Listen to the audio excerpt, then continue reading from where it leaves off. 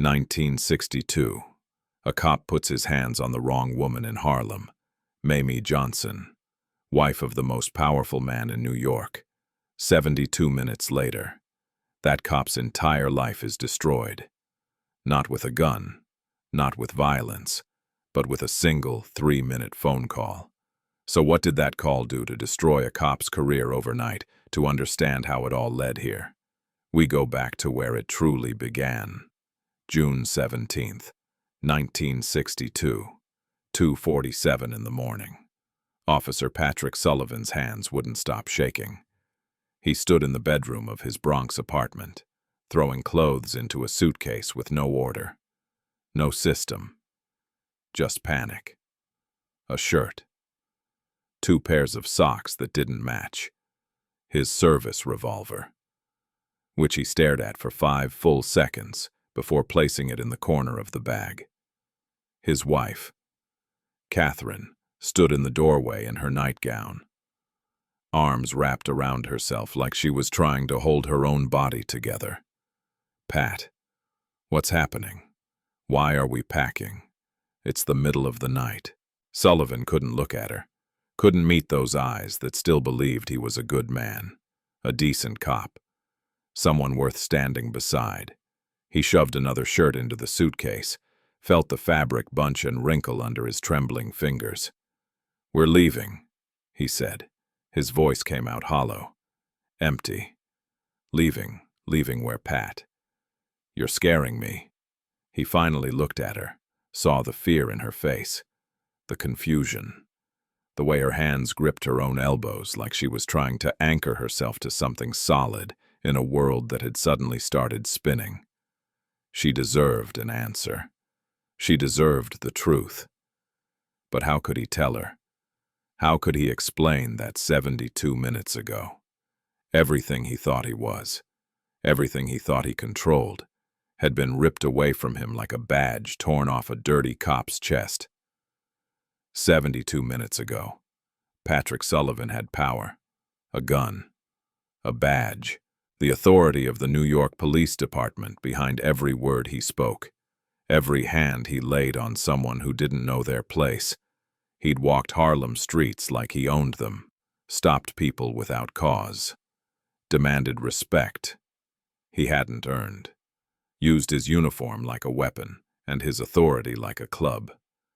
Now he was a man packing a suitcase in the dark, running from something he couldn't fight, couldn't arrest, couldn't intimidate, something bigger than any law he'd ever enforced, more powerful than any backup he could call. Now he was prey. "Alaska," he whispered. Catherine blinked. "What? We're going to Alaska. I got transferred. Effective immediately." "Transferred, Pat? That doesn't make any sense. You can't just get transferred in the middle of the night. There are procedures. There are unions. There's nothing." His voice cracked, shattered like glass hitting concrete. He slammed the suitcase shut, the sound like a gunshot in the quiet apartment. "There's nothing. Kathy, no procedures, no appeals, no second chances. I'm getting on a plane in 3 hours. And if I'm not on it, I'm not a cop anymore. Maybe not even alive." She stared at him like he'd gone insane, like the man she'd married had been replaced by this trembling, terrified stranger who was throwing their lives into a suitcase at 3 in the morning. Maybe he had. "Pat, what did you do?" The question hung in the air between them, heavy, damning. Because she knew. Maybe not the details, but she knew her husband well enough to understand that this wasn't some administrative error. This wasn't a routine transfer. This was punishment. This was consequence. But what she didn't know, what she couldn't know, is what had happened 72 minutes ago on a Harlem street corner. What she didn't know is that her husband had made the worst mistake of his life. He'd put his hands on the wrong woman, said the wrong words, crossed a line that didn't exist on any map but was more real, more absolute, more dangerous than any border he'd ever known. He'd touched Mayme Johnson, and in doing so, he'd signed his own exile. But to understand how one moment, one decision, one act of arrogance could destroy a man's entire existence in 72 minutes, you need to understand where this happened. You need to understand the kingdom Sullivan thought he could challenge. You need to understand Harlem. Harlem in 1962 wasn't just a neighborhood, wasn't just a collection of streets and buildings and people trying to make it through another day in a country that still hadn't decided if they deserved to be treated like human beings. Harlem was a kingdom, a place where two sets of laws operated side by side, sometimes in harmony, sometimes in conflict, but always in balance. There was the law written in books, enforced by cops like Sullivan, backed by courtrooms and judges and the entire machinery of official power. And then there was the other law, the one that didn't need to be written down because everyone knew it, everyone felt it, the law of respect, of territory, of knowing exactly where you stood and who stood above you. In Harlem, that man was Ellsworth Bumpy Johnson. You didn't see Bumpy's power in the way other men showed theirs. He didn't shout, didn't wave guns around, didn't surround himself with an army of enforcers to prove he was untouchable, didn't need to make threats because his reputation did that work for him. Bumpy's power was quieter than that, deeper, more absolute. You saw it in the way people moved when he walked down Lenox Avenue. Not running, not scattering in fear. Just a subtle shift, a step to the side, a nod of acknowledgement, eyes that met his with respect, never with challenge, always with the understanding that this man held their neighborhood together when the rest of the city wanted to tear it apart. You saw it in the way store owners greeted him, the way they relaxed when he walked through their doors, knowing that as long as Bumpy Johnson was watching, the Italian mobsters from downtown wouldn't come knocking, demanding protection money they had no right to take.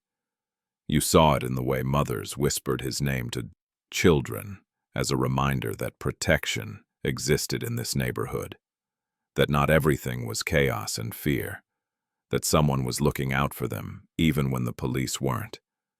You saw it in the absence of things. No Italian mobsters shaking down black businesses. No gang wars spilling blood on playgrounds where children played. No bodies in alleys over territory disputes. No addicts overdosing in the doorways of buildings where families lived. Bumpy kept order, not the kind that came from fear alone, but the kind that came from understanding, from respect, from the knowledge that he could destroy you, but chose not to, as long as you didn't force his hand. And beside him, always, was Mayme. Mayme Johnson wasn't just Bumpy's wife. She was Harlem's conscience, the woman who turned her husband's influence into charity drives, who made sure that the money flowing through Bumpy's hands found its way to church baskets and rent payments and groceries for families one paycheck from eviction. She was elegant, educated, graceful in a way that made you forget, for just a moment, that she lived in a world designed to break people who looked like her, the kind of woman who could walk into any room in America and command it.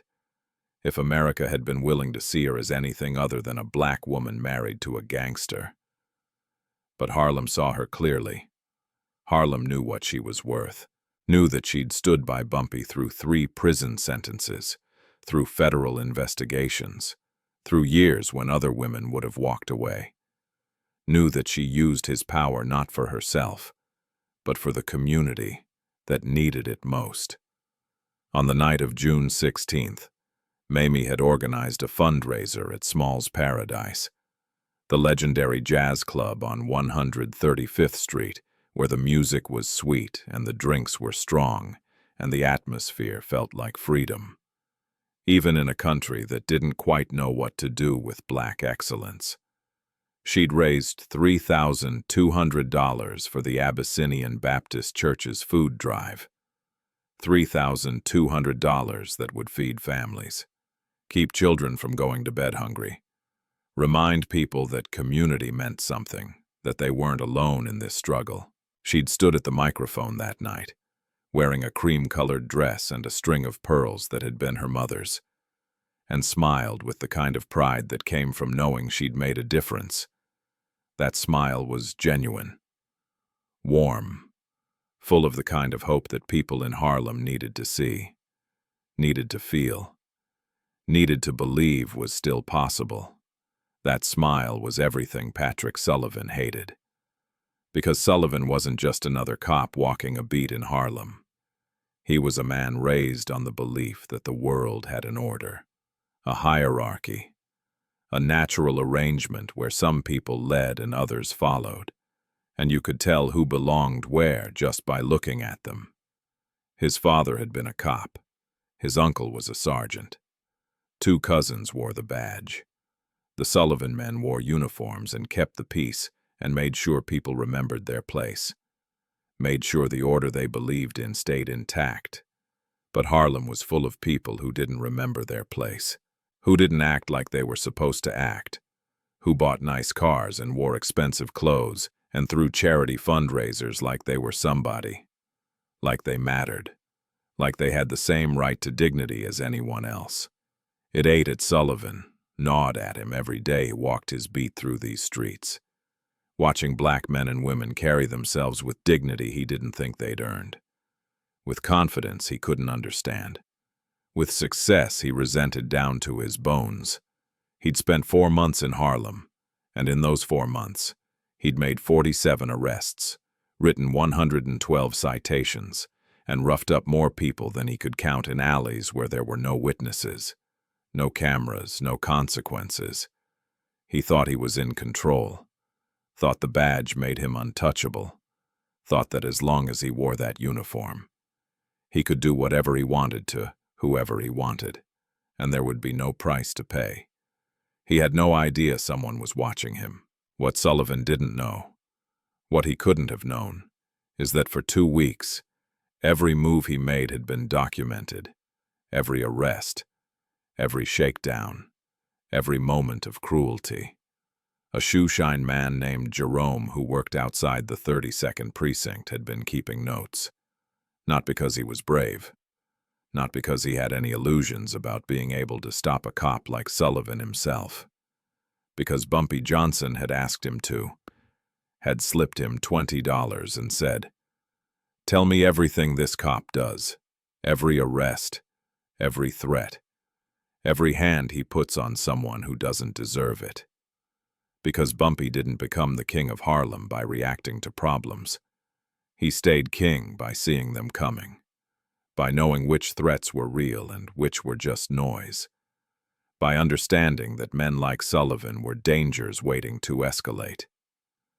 Time bombs ticking down to an explosion that would hurt innocent people if someone didn't defuse them first. And Sullivan was a problem waiting to explode. Jerome had filled 2 notebook pages with observations, arrests without cause, evidence that appeared in suspects' pockets that hadn't been there before, shakedowns of local businesses demanding free meals, free drinks, free whatever Sullivan wanted because he had a badge and they didn't. Threats made in alleys, hands around throats, dignity stripped away one interaction at a time. Bumpy had read every word, had known that eventually Sullivan would cross a line that couldn't be ignored. He just didn't expect it would be his wife on the other side of that line. The night of June 16th, just past 11 in the evening, Mayme walked out of Small's Paradise with 2 friends, Sarah Lewis and Dorothy Harper. They were laughing, talking about the fundraiser's success, about the families who'd eat because of what they'd accomplished that night, about how the church was already planning another event, how the community was coming together in ways it hadn't in months. Mamie's pearls caught the streetlight as she stepped onto the sidewalk, her heels clicking against the pavement with the rhythm of a woman who had somewhere to be and all the time in the world to get there.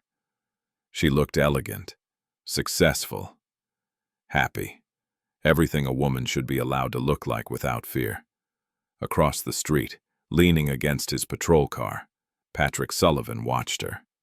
He'd been there for 20 minutes, just watching, just stewing in his own resentment.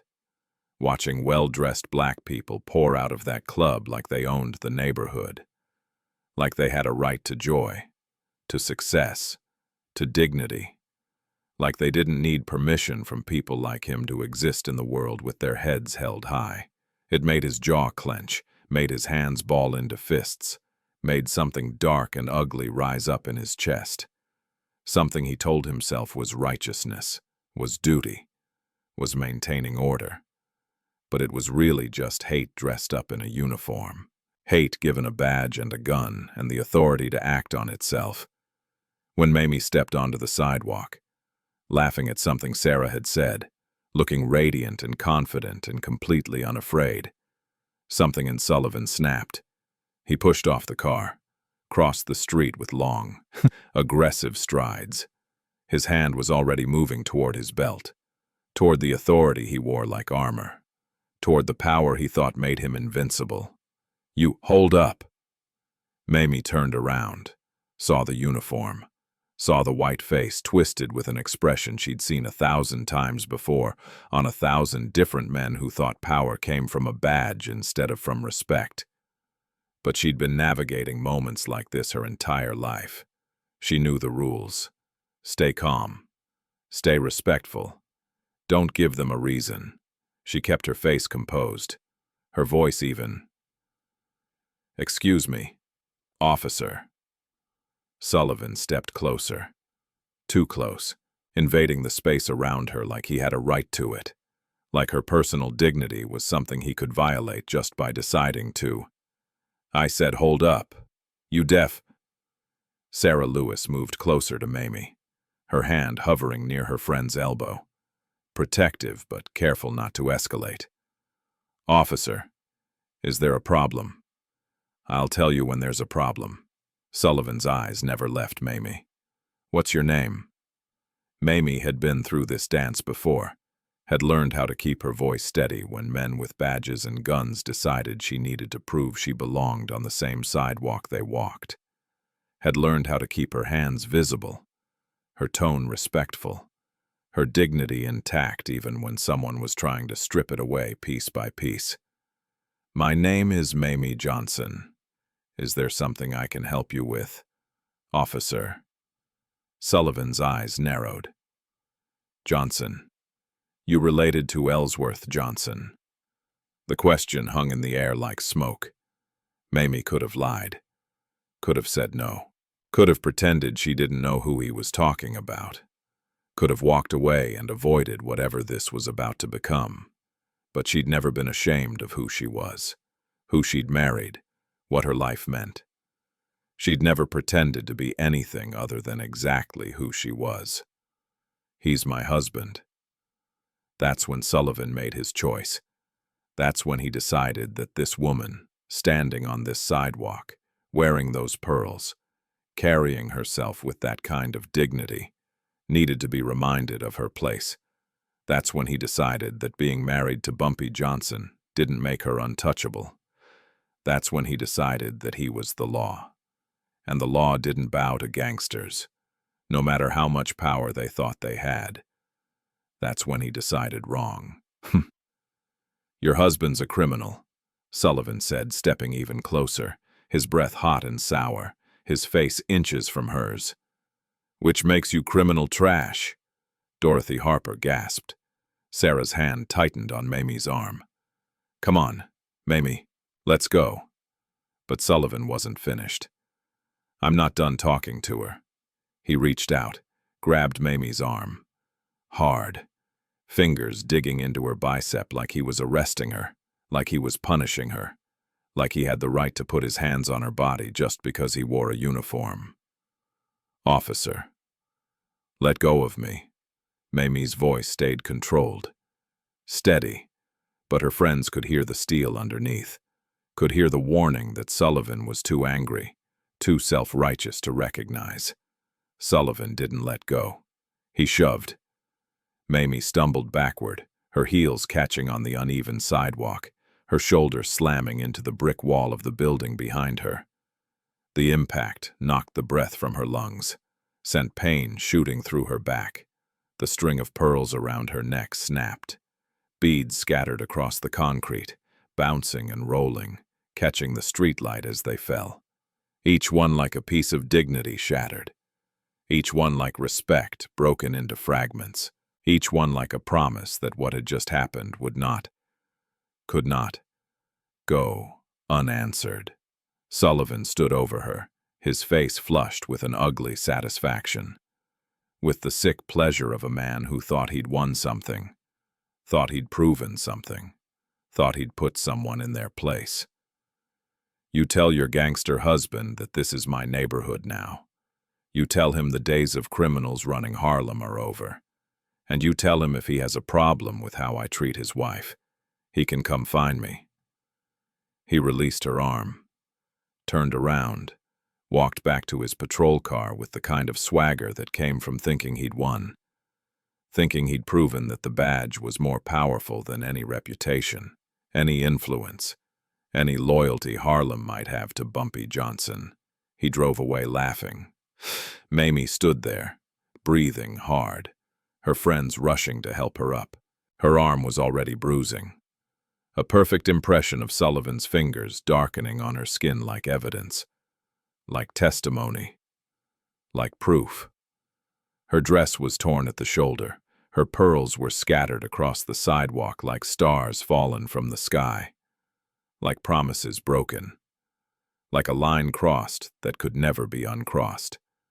But Mayme Johnson didn't cry, didn't shake, didn't break. She'd survived worse than this, had faced down racism and hatred and violence before, had learned a long time ago that showing fear only gave men like Sullivan more power. She looked at Sarah and Dorothy, and she said 5 words that would change Patrick Sullivan's life forever. Call Bumpy, right now, because those pearls scattered on the Harlem sidewalk weren't just jewelry. They weren't just broken beads that could be restrung, replaced, forgotten. They were a message, a symbol, a line crossed that couldn't be uncrossed. They were evidence of disrespect shown to the one woman in Harlem who was supposed to be untouchable. They were proof that Patrick Sullivan didn't understand the world he was living in, didn't understand the rules he'd just broken, didn't understand that some mistakes don't get second chances. And every single one of those broken beads would cost Patrick Sullivan something he didn't even know he had. His future. Those pearls would cost him everything. The phone call came at 11:20 that night. Bumpy Johnson sat in his office above the Rhythm Club on 132nd Street, studying a chessboard laid out on the mahogany desk in front of him. Illinois Gordon sat across from him, chin resting on his fist, staring at the pieces like they might rearrange themselves into a better position if he looked hard enough. The office was quiet except for the muted thump of jazz from the club below, the sound filtering up through the floorboards like a heartbeat. Bumpy had Illinois' king cornered. 3 moves, maybe 4, and the game would be over. Illinois knew it, kept trying to find an escape route that didn't exist, some combination of moves that would save a position that was already lost. "You're dragging this out," Bumpy said, not looking up from the board. "I'm thinking about how to lose slower." Illinois grunted. "Maybe I'm trying to learn something. The lesson is, don't sacrifice your queen for a knight. Told you that 6 moves ago." The phone rang. Illinois reached for it, but Bumpy raised a hand. "Wait." He moved his bishop, putting Illinois' king in check. "Now you can answer it." Illinois picked up the receiver, still staring at the board, trying to figure out if there was any way out of this. "Yeah." He listened. His face changed. The frustration over the chess game drained away, replaced by something harder, colder. He looked at Bumpy. "It's Sarah Lewis. She's with Mayme." Bumpy's hand froze over the chessboard. He looked up, met Illinois' eyes, and saw everything he needed to know in that look. Something had happened. Something bad. He took the phone, his voice calm, controlled, giving nothing away. "Sarah, what happened?" He listened without speaking, didn't interrupt, didn't ask questions, just absorbed every word like he was taking notes in his mind, filing away details he'd need later. His face didn't change, didn't show anger or shock or fear. But Illinois, who'd known Bumpy for 15 years, who'd stood beside him through gang wars and federal investigations and every kind of crisis this city could throw at a man, saw something shift in Bumpy's eyes, something cold settling in, something final. When Sarah finished, Bumpy's voice stayed quiet. "Where are you right now?" "Outside Smalls. We're still on the sidewalk. Mayme won't leave until we find all her pearls." "Leave them. Illinois is coming to get you. 5 minutes. Take Mayme home. Make sure she's okay." "I'll be there soon." He hung up, stood, walked to the window overlooking 132nd Street, put his hands in his pockets, stared out at Harlem like he was seeing it differently now, like something fundamental had shifted in the last 60 seconds. Illinois was already on his feet, grabbing his jacket. "What do you need me to do? Get Mayme, take her home, check the bruises. If she needs a doctor, call Doc Williams. Don't let her argue. And then come back here." Illinois hesitated. "Bumpy. Who was it?" "A cop, Patrick Sullivan, 32nd Precinct. You want me to—" "No." Bumpy's voice cut through the offer like a knife through silk, sharp, clean, final. "Not yet. Not like that. There are lines. Illinois. This cop just crossed one. But we're not crossing ours. Not tonight." Illinois studied his friend's face, saw the control, the calculation. The way Bumpy was already 3 moves ahead, just like on the chessboard. "What are you going to do?" Bumpy turned from the window, looked at Illinois with eyes that were calm as deep water and just as dangerous. "I'm going to make a phone call. 1 call. And by morning, this problem will be solved." "You sure 1 call is enough?" "It will be." Because that's what Illinois didn't understand yet. What most people didn't understand about how power really worked. Violence was easy. Violence was what men did when they didn't have better options, when they didn't have connections, when they didn't have the kind of influence that could rearrange a man's life without ever raising a voice or throwing a punch. Bumpy had spent 20 years building something more valuable than muscle. He'd built relationships, debts, favors owed and favors given. A network of people who understood that Harlem stayed peaceful because Bumpy kept it that way. And keeping Bumpy happy was in everyone's best interest. Deputy Commissioner Raymond Thompson understood that better than most. After Illinois left to collect Mayme, Bumpy sat back down at his desk, looked at the chessboard, at the game he'd been winning before the phone rang, at Illinois' king trapped with nowhere to go. He moved his rook. Checkmate.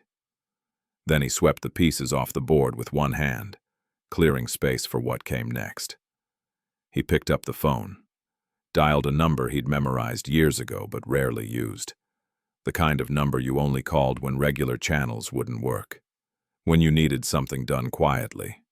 When you needed to remind someone that the balance between the street and the precinct was a delicate thing, and breaking it would cost everyone more than they wanted to pay. The phone rang twice before a tired voice answered. "Thompson." "Ray, it's Bumpy." A pause. The sound of sheets rustling, a bedside lamp clicking on. Thompson's wife asking a question in the background. Thompson waving her off. "Bumpy, it's past 11 at night. What's wrong?" "One of your officers put his hands on my wife tonight." Silence on the other end. Not the silence of confusion. The silence of a man doing rapid calculations. Understanding immediately how serious this was. How badly this could go if it wasn't handled right. "Jesus, Is Mayme okay? She's bruised, she's shaken, but she'll be fine. Which officer? Patrick Sullivan, 32nd Precinct. Another pause. Longer this time. Thompson would be running through what he knew about Sullivan, putting pieces together, understanding why this call was happening. Sullivan. Yeah, I know him. Young, aggressive. We've had complaints. I'm sure you have. Bumpy, I can't just... Ray. Bumpy's voice didn't rise, didn't threaten, just filled the word with weight, with history, with the reminder of a debt that hadn't been paid yet. Do you remember 3 years ago, August, your son Michael got involved with the Corsican brothers? Thompson went quiet. Of course he remembered. His son had gotten in over his head with a gambling debt, and the Corsican brothers didn't forgive debt. They collected it, in blood if necessary. Michael would have ended up in the East River if Bumpy hadn't intervened, hadn't called in favors, hadn't made the problem disappear. I remember, Thompson said quietly. I never asked you for anything after that, never called in that favor, never mentioned it. We had an understanding.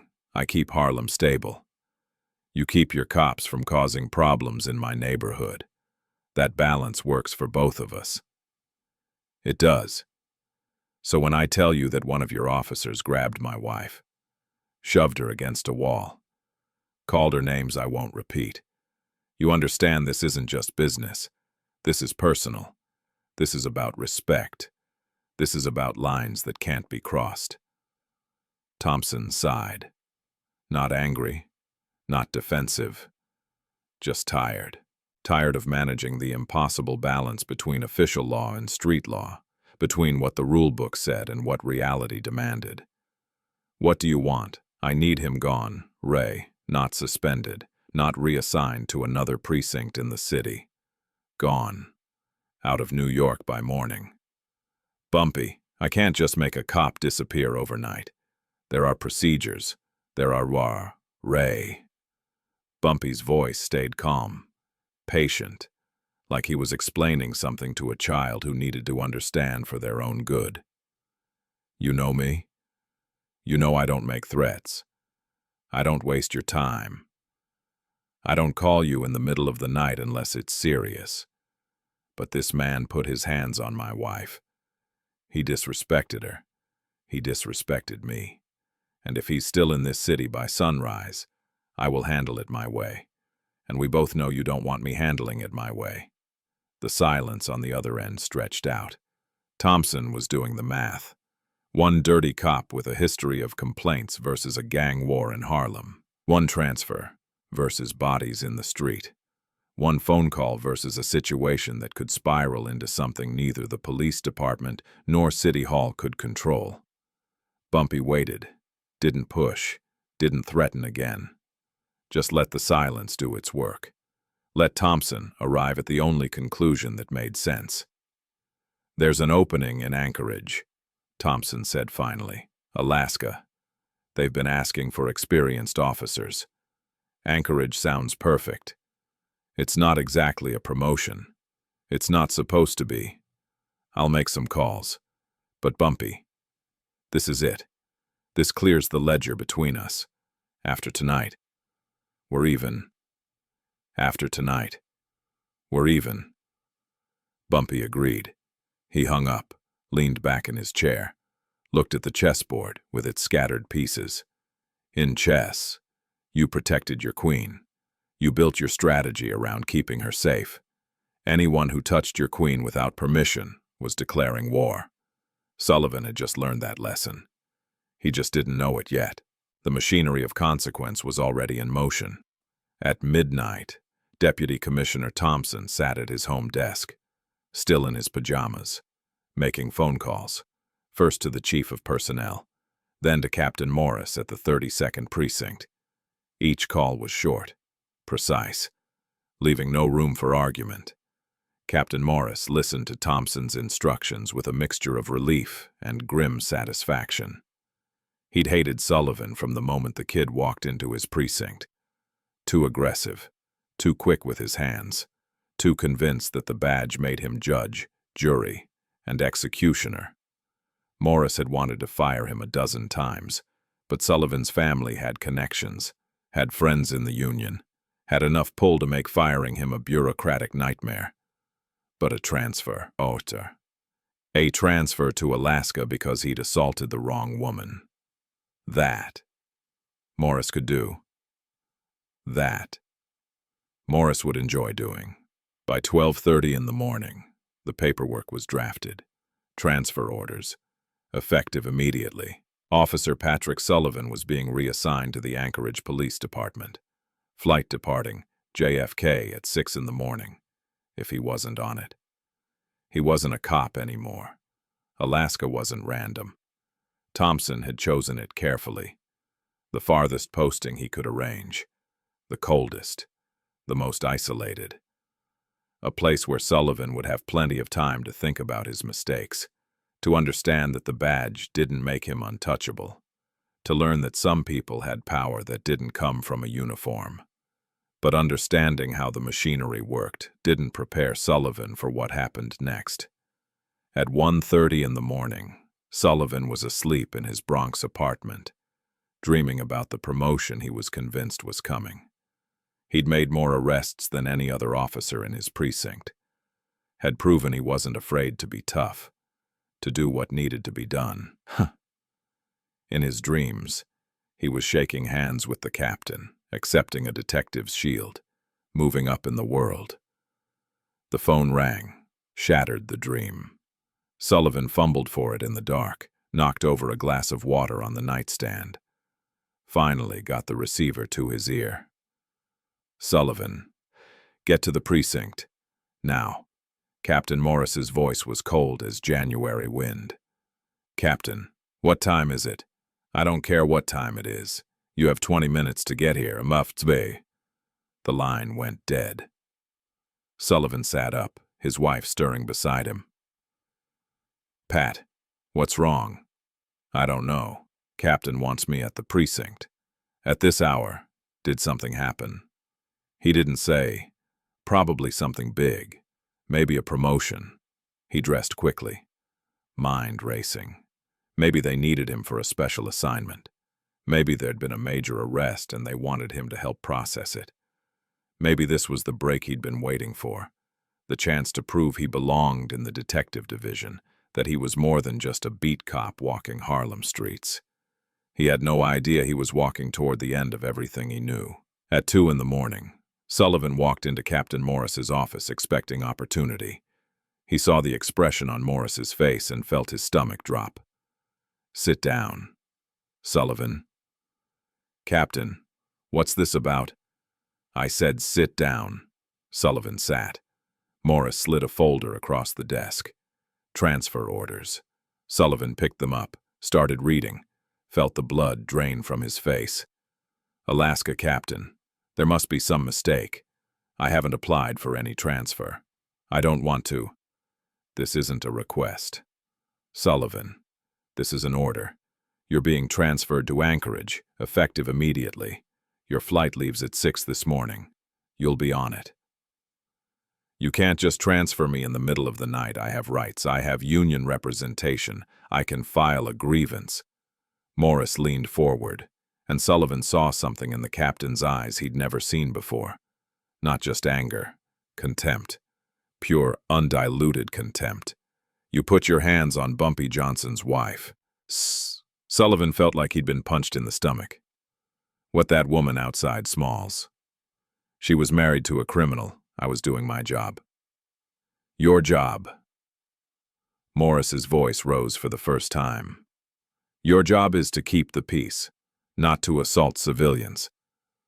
Your job is to protect people, not to shove women against walls. Your job is to represent this department with dignity, and you failed at all of it. She was disrespectful. She was Mayme Johnson. Morris slammed his hand on the desk. Do you have any idea what you've done? Do you have any concept of how badly you've screwed up?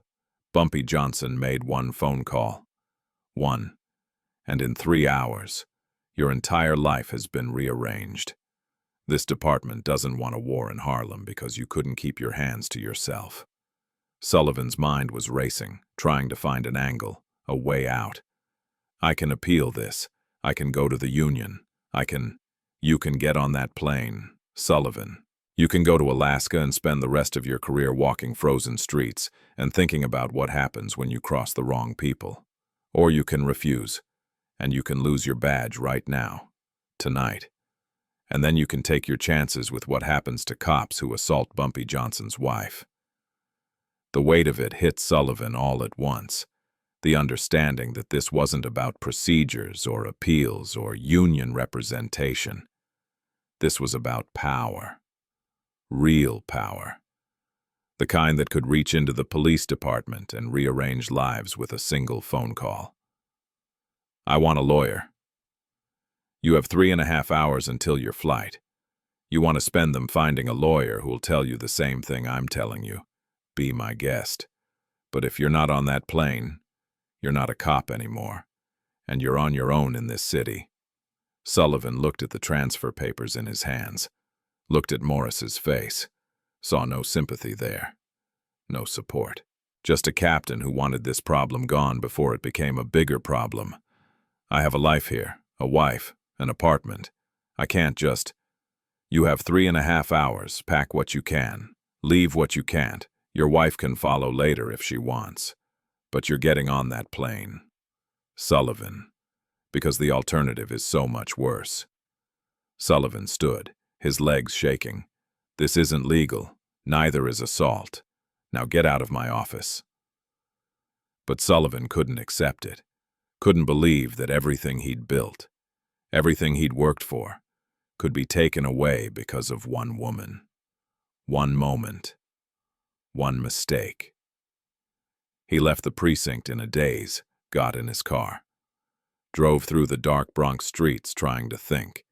He knew Sergeant Bill O'Reilly, 30-year veteran, connected, respected. O'Reilly would help. O'Reilly would know what to do. At 2:40 in the morning, Sullivan pounded on O'Reilly's door in Woodlawn. Lights came on. O'Reilly appeared in his bathrobe, gray hair wild, face confused and angry. Sullivan, what the hell are you doing at my door at 3 in the morning? Bill, I need help. They're trying to transfer me to Alaska. Tonight, because I arrested some criminal's wife. And now, you touched Bumpy Johnson's wife. O'Reilly's face changed, closed off, stepped back from the door like Sullivan was contagious. I didn't know who she was. I was just doing my job. Your job, kid. Let me explain something to you. There are rules in this city. Official rules and unofficial rules. You just broke the biggest unofficial rule there is. You touched Mayme Johnson. You grabbed her. You shoved her. You humiliated her on a public street. But I'm a cop, I have rights. You have a plane to catch. O'Reilly started to close the door. Bill, please, you can talk to someone. You can make calls. I can't do a damn thing, and neither can you. You messed with Bumpy Johnson's family. You're lucky you're still breathing. You're lucky they're sending you to Alaska instead of finding you in an alley with your throat cut. Take the transfer, Sullivan. Take it and thank God it's only exile. The door closed. Locked. The porch light went out. Sullivan stood there in the dark, understanding finally washing over him like ice water. This wasn't about procedures or rights or justice. This was about power he'd never understood, never respected, never believed was real until it reached out and crushed him like an insect under a boot. He thought the badge made him powerful, thought the uniform made him untouchable, thought he could do whatever he wanted to, whoever he wanted, and the system would protect him. He'd been wrong about everything. At that moment, standing alone on a dark porch in the Bronx, Patrick Sullivan finally understood something that should have been obvious from the beginning. He'd never had power. He'd only had the illusion of it, the badge. The gun, the uniform, they were props. Theater. Symbols that only worked as long as everyone agreed to pretend they mattered. But Bumpy Johnson didn't pretend. Bumpy Johnson had real power, the kind that came from respect, from loyalty, from decades of keeping promises and honoring debts and building relationships that went deeper than any law written in any book. One phone call, 3 minutes of calm conversation, and Sullivan's entire world had been dismantled like a cheap watch.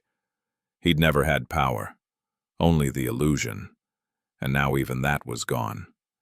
6 in the morning, June 17th, 1962. Patrick Sullivan sat in a window seat on a Pan Am flight bound for Anchorage, watching New York disappear beneath the clouds. The city he'd grown up in, the city where his father had walked a beat, where his uncle had made sergeant, where the Sullivan name meant something in police circles. Gone. Shrinking to nothing as the plane climbed into gray morning sky. His wife sat beside him, silent, her face turned away. She'd asked him once more in the taxi to the airport what he'd done, and he still couldn't answer. How do you explain that you destroyed your entire life because you couldn't control your anger for 5 minutes, that you threw away a career, a home, a future, because you decided a woman needed to be reminded of her place? The stewardess offered coffee. Sullivan shook his head. He didn't deserve coffee, didn't deserve comfort. 23 years old, and his life was already over. What Sullivan couldn't know, sitting in that airplane seat with his hands clenched in his lap, is that this moment was just the beginning of his punishment. That the next 23 years would be a slow erosion of everything he thought he was, everything he'd hoped to become. In Alaska, Sullivan would walk frozen streets in the dark, would patrol neighborhoods where nobody knew his name, nobody cared about his father's legacy, nobody gave him respect he hadn't earned. He'd work the same beat year after year, watching younger cops get promoted past him, watching his opportunities shrink until there were no opportunities left. Only the endless repetition of showing up and going through the motions and collecting a paycheck that barely covered rent. He'd never marry, never find someone willing to build a life with a bitter, angry man who couldn't stop talking about how he'd been wronged, how he'd been cheated, how one moment of bad luck had ruined everything. His wife left him after 6 months in Anchorage, took the first flight back to New York, filed for divorce, and never spoke his name again. He'd never make friends, never find the camaraderie he'd expected in police work, because the cops in Anchorage knew why he'd been transferred. Word travels in law enforcement. They knew he'd crossed Bumpy Johnson, knew he'd been exiled, and they wanted nothing to do with a cop who'd been stupid enough to assault the wrong woman. In 1985, Patrick Sullivan died alone in a small apartment 3 blocks from the Anchorage police station. Heart attack. They found him 2 days later when he didn't show up for his shift. No family, no friends. Just a bitter old man who'd spent 23 years trying to understand what he'd done wrong. And never quite getting there. Because Sullivan never understood that the problem wasn't bad luck, wasn't one moment of poor judgment. The problem was who he'd always been. A man who thought power came from a badge instead of from respect. A man who used authority to control people instead of to protect them. A man who never learned that real power doesn't need to announce itself, doesn't need to prove itself, doesn't need to put hands on people to make them understand who's in charge. That lesson belonged to Bumpy Johnson. 1 phone call, 3 minutes of calm conversation, and a man's entire life was rearranged. No violence, no threats, no guns or knives or bodies in alleys. Just influence, relationships, debts called in and favors granted, and the understanding that some people in this world operated on a different level, where the real power didn't come from what you could take, but from what you'd earned over years of keeping your word. Sullivan had used his badge to oppress. Bumpy used his reputation to govern. Sullivan demanded respect. Bumpy commanded it. Sullivan thought power was something you could grab with your hands. Bumpy knew it was something you built with your choices, your integrity, your understanding that true authority comes from making people want to follow you, not forcing them to fear you. The difference between a thug and a king isn't the violence they're capable of. Any fool can hurt people. Any coward can hide behind a weapon or a badge and pretend that makes them powerful. The difference is in the restraint, in knowing when violence isn't necessary because you've built something stronger. Influence, trust, the kind of power that picks up a phone and solves problems without ever raising a voice. Real kings don't need crowns. They only need a word. But the story doesn't end with Sullivan's exile or Bumpy's quiet victory. It ends with Mayme, and what she chose to remember in the days after that night. Mayme never spoke about what happened, never told the story to friends or family, never used it as proof of her husband's power or her own status in Harlem. It was too personal for that, too raw. Some violations don't become anecdotes. They become scars. Bumpy bought her a new string of pearls, expensive ones. Perfect. But Mayme kept one of the broken beads from that night, had it set in a small silver frame that sat on her dresser. When Bumpy asked her why, she just looked at him with those wise, knowing eyes and said, "So I remember. Remember that respect is fragile, that it can break in a moment, that we have to protect it every single day." That broken pearl became a symbol, not of violence or revenge or power, but of something more important, of the truth that dignity is precious precisely because it's vulnerable, that respect isn't something you can demand or enforce or take by force. It's something that has to be given freely, earned through how you treat people, how you carry yourself, how you navigate a world that's constantly trying to strip it away. Bumpy Johnson understood what Patrick Sullivan never did, that the pearl wasn't valuable because it was whole. It was valuable because it reminded her what could be lost, what had to be protected, what took years to build and seconds to destroy. In Harlem, they still tell the story, passed down through generations. The cop who grabbed Bumpy Johnson's wife and found himself on a plane to Alaska 72 hours later. But the story isn't told to glorify violence or celebrate revenge. It's told as a reminder that there are lines you don't cross, not because you're afraid of punishment, but because crossing them makes you less than you should be. A reminder that real power isn't about control or force or making people afraid. It's about influence, about relationships, about building something that lasts longer than any single moment of anger or pride. A reminder that the badge doesn't make you powerful. Your choices do. Your integrity does. How you treat people when you have power over them. That's what defines whether you're worthy of that power or not. Patrick Sullivan thought he could grab respect. Bumpy Johnson knew you had to earn it. Sullivan thought fear and authority were the same thing. Bumpy knew they were opposites. Sullivan spent his life trying to prove he mattered. Bumpy spent his life making sure his community mattered. One man died alone in Alaska, bitter and confused about how his life had gone so wrong. The other became a legend. The lesson isn't complicated. Power without respect is just violence waiting to happen. Authority without wisdom is just a uniform that doesn't mean anything. You can force people to fear you. You can make them obey you. But you can't make them respect you. That has to be earned. Day by day, choice by choice, interaction by interaction. The smart ones control their reactions. The wise ones control the outcomes.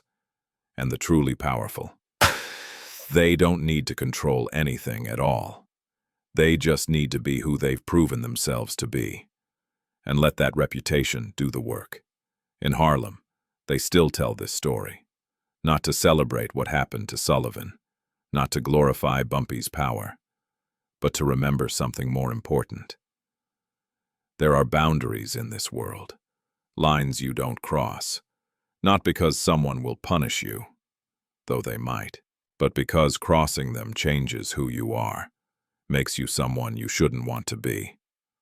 Patrick Sullivan crossed that line on a Harlem sidewalk on June 16, 1962. He put his hands on a woman who deserved respect. He violated a boundary that should have been sacred, and in doing so, he discovered something that changed his life forever. Some lines, once crossed, you never come back from.